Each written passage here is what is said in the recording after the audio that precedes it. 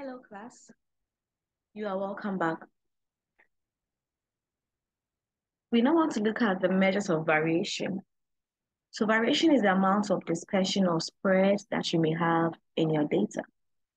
All right. So if we consider the ages of students in your class, for example, and all of you fall within the ages 25 and 30. So you're either 25 years or 26 years or 27 years. Say the minimum age is 25, the maximum age is 30. We'll take that first data. Let's consider a second data where the minimum age is, say, 20 and the maximum age is 50. Okay, so let me try and illustrate this for you.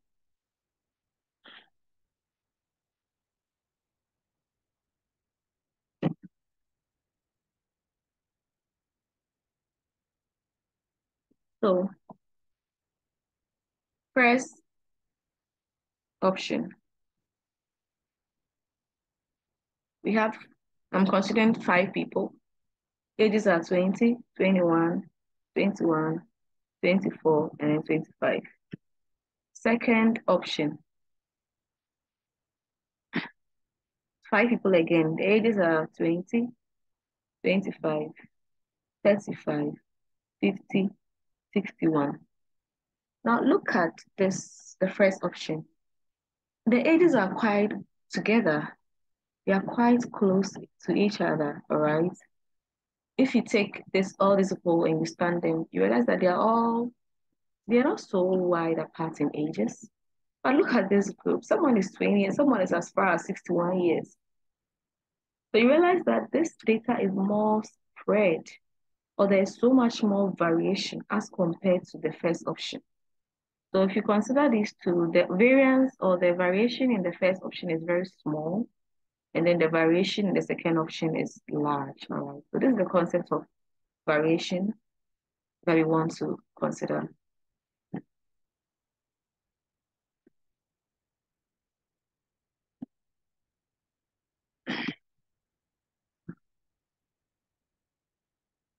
So there are various measures of variation that we use in statistics.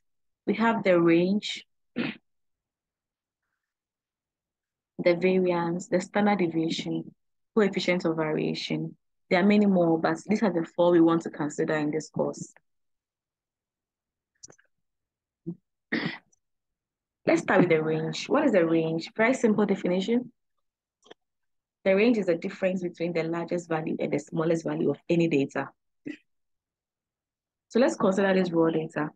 The range, look at this data, it's not ranked though, but from observation, you see that the maximum age is 39 and the smallest age is 5. Ideally, you should rank this data to make things very clear for you.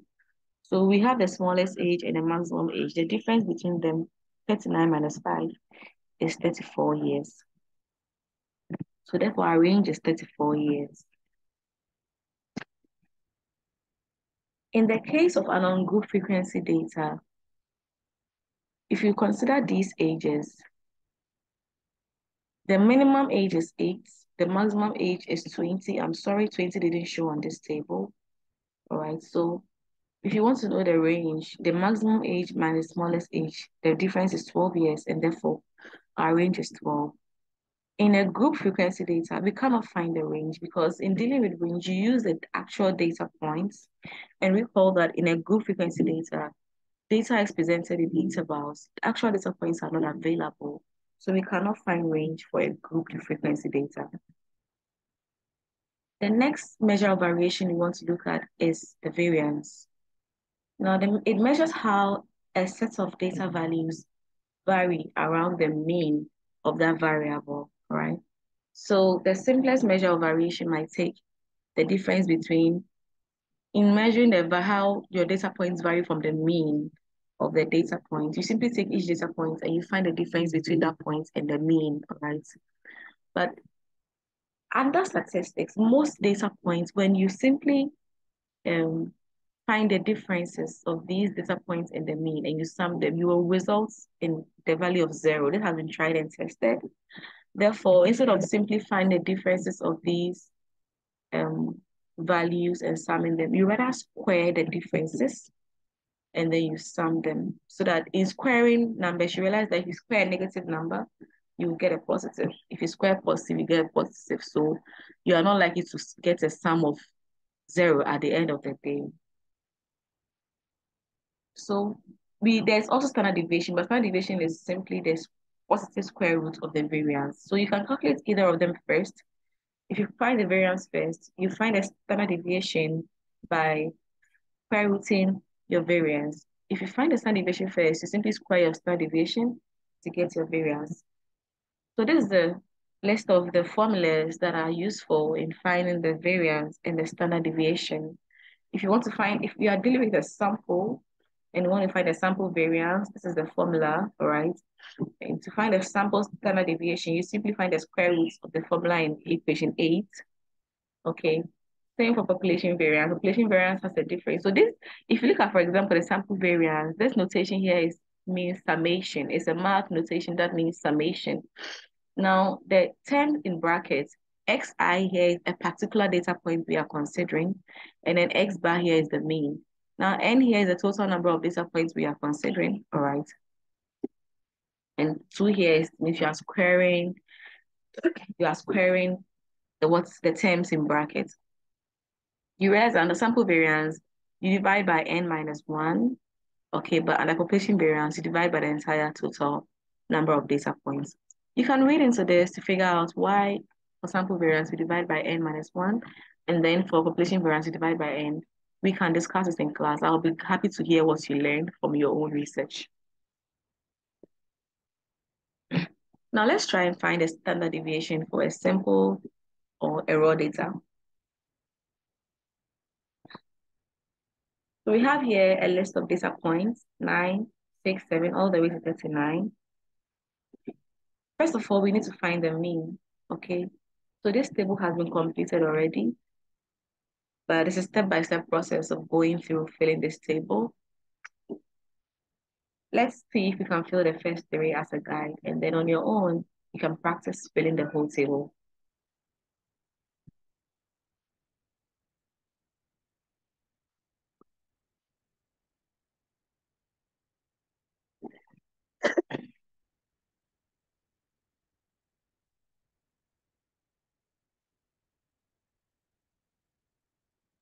So the table we had there had some values given.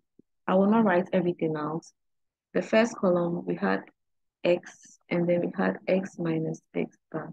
So this is not going to be giving you, first of all, for raw data, the raw data will be giving you 9, 6, 7, 6, 5, and so on. Okay. I don't want to list them all out because I'm just doing an illustration.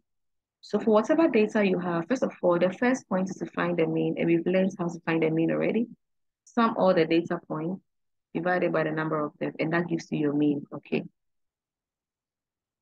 So to fill your data, your table, first of all, create an X column and then list out all your data points and so on. Now you realize that from the formula of, this is a sample, so from the formula of finding the standard deviation, you need your xi's, and this column is your xi's. The next thing is you will need the mean. So you can calculate your mean and you have it here, x bar.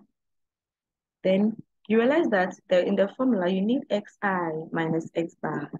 So you can create a new column, which is xi minus x bar. What happens is that you take each point, this is 9, and you subtract the mean out of it. So whatever value you get, you write it down, okay? And then you create another column of x minus x bar squared. At this point, once you fill up this column, all you do is square each number. So if the number here from the table is -2, okay, I would like you to work on this. Try and find the mean. Look at what values and confirm the values in here if they are rightly done. -2 squared is 4. The next value is -5. That is, if you take 6 out of the mean you get from summing all the values, you're getting -5. And -5 squared is 25. So you do this to fill the rest of this column also.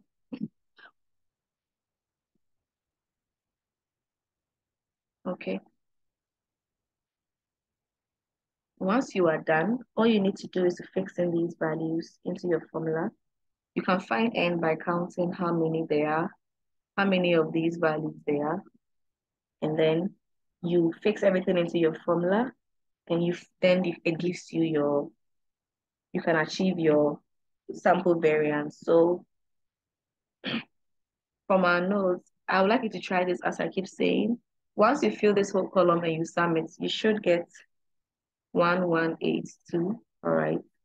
So to find the sample standard deviation, the formula is given as this: summation of x minus x bar squared all over n minus 1, which is given us, um, the sum is 1182, okay, over n minus 1. There are 13 data points in that table. So 13 minus 1.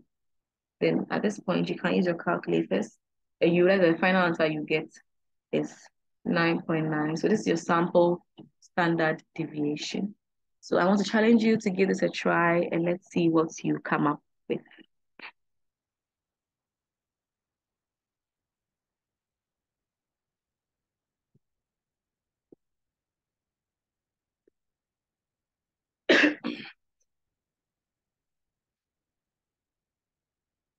Now let us look at the case of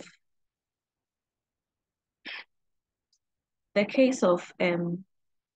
ungrouped frequency data, where we have the data points and then their respective frequencies. Now, these three columns are here for a reason. We'll come to appreciate it. If you consider the formula for the ungrouped frequency data, it's given as this standard deviation, okay? This positive square root of summation of fx squared over summation of f minus, this whole thing is a mean, all right? First of all, ungrouped frequency data from our mean class is equal to summation of fx over summation of f. So this is simply the mean squared, all right? So from this formula, you can see that you need the summation, the total frequency. You need to multiply f by x and find the summation. You also need to find x squared multiplied by f and find the summation. So that's what's calling for these columns. You realize that we have column here, x and f, which is will usually be given to you as your data. And then you find your f of x, which is f times x. That gives you this column. Then you have to square your x's and then multiply your f by your x squares, all right? So you multiply this column and this column. So this 1 times 64 giving you 64. 1 times 81 giving you 81. 2 times 100 giving you 200, and so on. Once you fill this columns, you need to sum them up. The table was very long, so the summation is not showing. So you sum up your frequencies, sum up your f of x column, and then you sum up your f of x squared columns. Once you do that, you realize that you need all of them in this formula. So from the summation of f of x squared from the table, you should get 9587. Summation of f should give you 45. And then summation of fx should give you 643. So once you fix all of these things in, the rest is your algebra. You use your calculator to simplify all of these, and then you arrive at your final answer of 3 as your standard deviation from this table.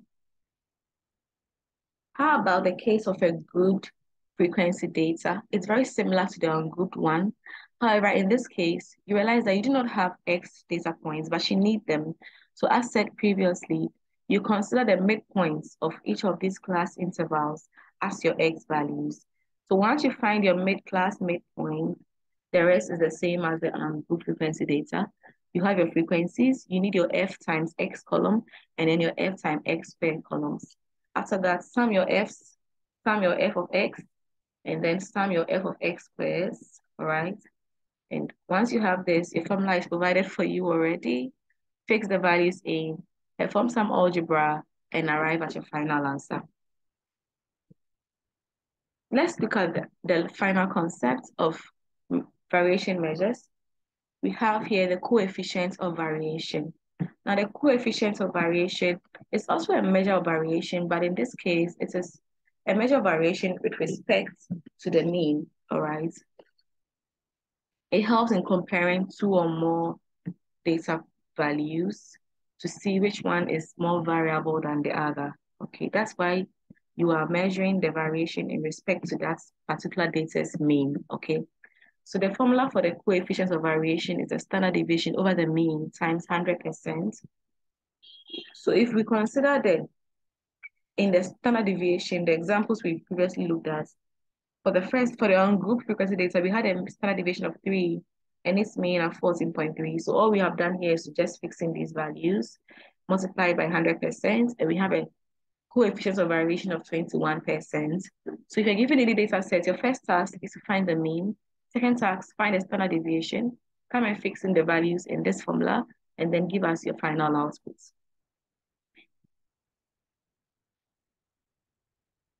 Now, the final concept we want to look at is the concept of skewness and kurtosis. Skewness measures how symmetric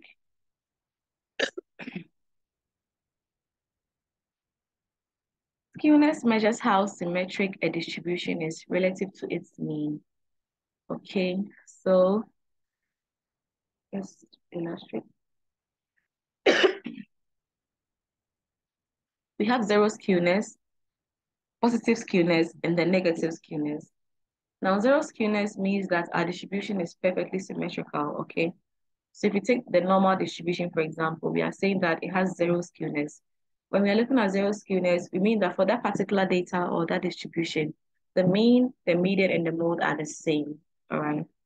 If you look at the concept of positive skewness, it means that our distribution is right skewed, all right?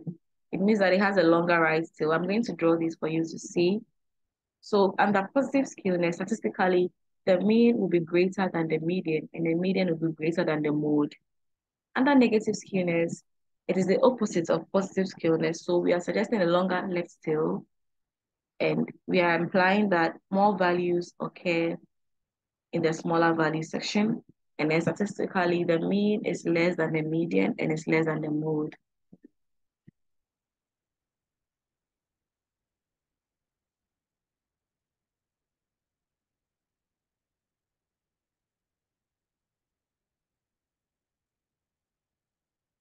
So let's look at zero skewness.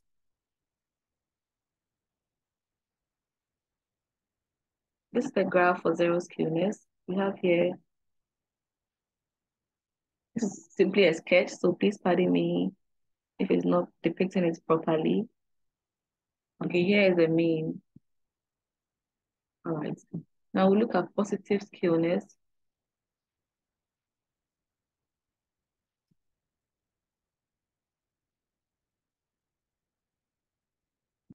So you realize that the mean is somewhere here. So many values are this point than this point, okay? And it has a long right tail. And then finally, if we look at negative skewness, we have the curve here, okay? So on a negative skewness, a lot more values fall here than at the side, and it has a very long left tail. But if you look at zero skewness, I mean, it's fairly distributed. It's supposed to be the same. So maybe it's symmetric. It means that both sides should be the same. This is a sketch. That's how it's not looking too good. But I believe that you can get an idea of what I'm trying to say.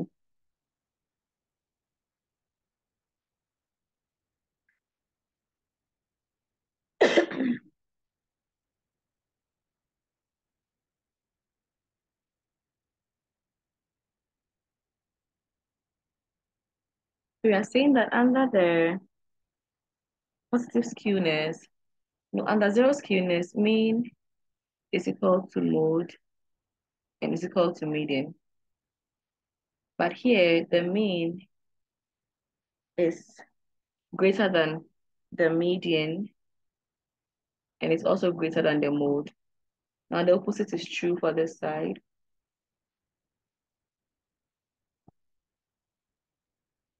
Okay, so here we have it. Zero skewness, positive skewness, negative skewness. All right.